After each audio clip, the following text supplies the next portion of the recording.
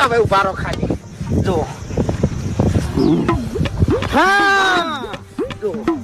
ખરા જોયું ગુંડો બનવા માટે પેલા છે ને અમે વાત દોડવી પડે કે મારા ભાઈનો શું વોક હતો અને શું ઝઘડો કરીને આવ્યો છે હેચી મારા હરીભાઈ પર હાથ ઉપાડ્યો તો લે